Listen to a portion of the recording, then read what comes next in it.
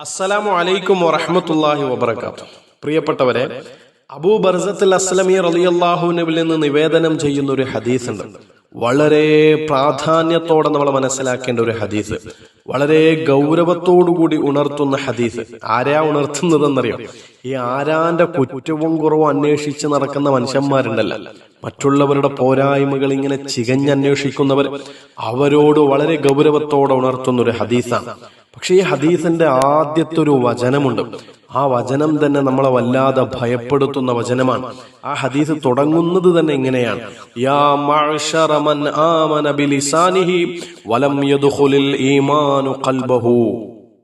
വിശ്വാസം ഹൃദയത്തിലേക്ക് ഇറങ്ങാതെ നാവുകൊണ്ട് മാത്രം വിശ്വസിച്ച മനുഷ്യന്മാരെ. നാവുകൊണ്ട് വിശ്വസിച്ചു, എന്നാൽ ഹൃദയം കൊണ്ട് വിശ്വസിച്ചിട്ടില്ല. ഹൃദയത്തിലേക്ക് ഈമാൻ ഇറങ്ങി വരാത്ത മനുഷ്യന്മാരെ എന്ന പ്രയോഗത്തോടു കൂടിയാണ് ഈ ഒരു ഹദീസിന്റെ തുടക്കം. അപ്പോൾ നമ്മൾ ആലോചിച്ചു നോക്കൂ, എത്ര ഗൗരവമുള്ള വിഷയമായിരിക്കും ഇനി പറയാൻ പോകുന്നത് എന്ന്. അങ്ങനെ ഹദീസിന്റെ ആ പ്രാരംഭത്തിൽ പറയുന്നു: ലാ തഗ്താബുൽ മുസ്ലിമീന. വിശ്വാസികളെ, മുസ്ലിമീങ്ങളെ കുറിച്ച് നിങ്ങൾ പരദൂഷണം പറയരുത്. വലാ തത്തബിഉ ഔറാത്തിഹിം. ആ വിശ്വാസികളുടെ ന്യൂനതകളെ നിങ്ങൾ ചികഞ്ഞന്വേഷിക്കരുത്.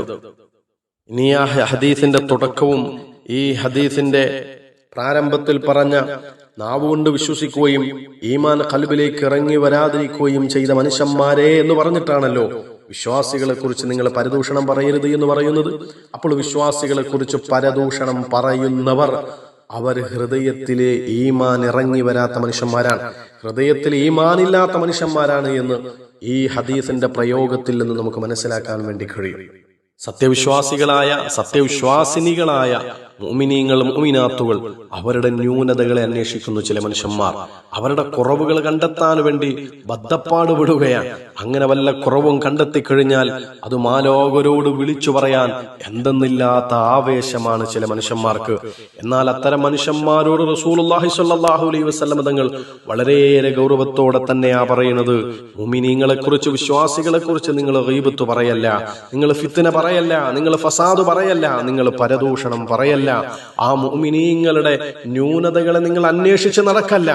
അങ്ങനെ നിങ്ങൾ ഒരാൾ അന്വേഷിക്കുകയാണെങ്കിൽ, ചില മനുഷ്യന്മാർക്ക് അന്വേഷിക്കാതെ തരമില്ല. അവരിങ്ങനെ, അവരുടെ മനസ്സിങ്ങനെ വെമ്പൽ കൊള്ളുകയാണ് ആരാന്റെ കുറ്റവും കുറവും അന്വേഷിച്ച് നടക്കാൻ. അങ്ങനെയുള്ള മനുഷ്യന്മാരുടെ ഹദീസിന്റെ തുടർന്നുള്ള ഭാഗങ്ങളിൽ വീണ്ടും പറയുന്നു: ഫഇന്നഹു മനിത്തബഅ ഔറാത്തിഹിം യത്തബിഉല്ലാഹു ഔറതഹു.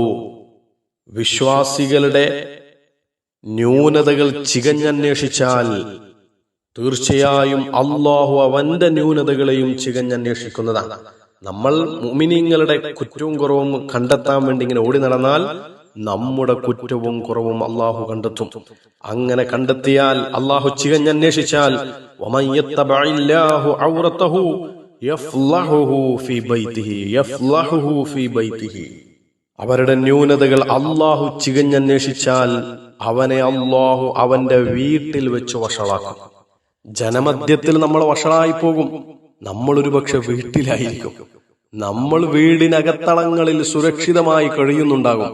പക്ഷേ ആരാന്റെ കുറ്റവും കുറവും അന്വേഷിച്ച് നടന്നു എന്ന കാരണത്താൽ, ആ കുറ്റവും കുറവും പരസ്യപ്പെടുത്തി എന്ന കാരണത്താൽ നമ്മൾ കവലകളിൽ, അങ്ങാടികളിൽ, ജനമധ്യത്തിനിടയിൽ നമ്മൾ വഷളായി പോകുമെന്ന് തന്നെയാണ് ഈ ഹദീസ് നമ്മെ വളരെ ഗൗരവത്തോടെ പഠിപ്പിക്കുന്നത്. വിശ്വാസികളെ, നമ്മളൊക്കെ മനുഷ്യന്മാരാണ്. നമ്മളൊക്കെ ന്യൂനതകളും പോരായ്മകളും ഏറെയുള്ളവരാണ്. ഒരുപാട് കുറ്റവും കുറവും നമുക്കില്ലേ? നമ്മൾ ആരാന്റെ കുറ്റവും കുറവും അന്വേഷിക്കുന്ന സമയത്ത് നമ്മൾ നമ്മുടെ കുറ്റവും കുറവും തന്നെ ഒന്ന് അന്വേഷിക്കുക. നമുക്കെന്തെല്ലാം പോരായ്മകളുണ്ട്, നമുക്കെന്തെല്ലാം പ്രശ്നങ്ങളുണ്ട്, നമുക്കെന്തെല്ലാം കുറ്റവും കുറവുമുണ്ട്. ഒന്ന് നമ്മളെ കുറിച്ചൊന്ന് ആലോചിച്ചു കഴിഞ്ഞാൽ പിന്നെ ആരാന്റെ കുറ്റവും കുറവും അന്വേഷിക്കാൻ പോവാൻ നമ്മളെ കൊണ്ടാവൂല. മാത്രല്ല, നമ്മുടെ കുറ്റവും കുറവും അത് പരിഹരിക്കപ്പെടണം. നാളെ പരലോകത്തും ഇപ്പോൾ ദുനിയാവിലും വഷളാവാതിരിക്കണം. അതിനെന്തു വേണം?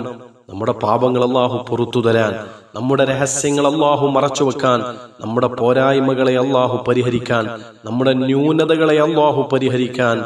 ആരാന്റെ ന്യൂനതകളെ അന്വേഷിച്ചു പോകാതിരിക്കുക. ആരാന്റെ രഹസ്യങ്ങൾ നമുക്ക് കിട്ടിക്കഴിഞ്ഞാൽ അത് മറച്ചു വെക്കുക, പരസ്യപ്പെടുത്താതിരിക്കുക.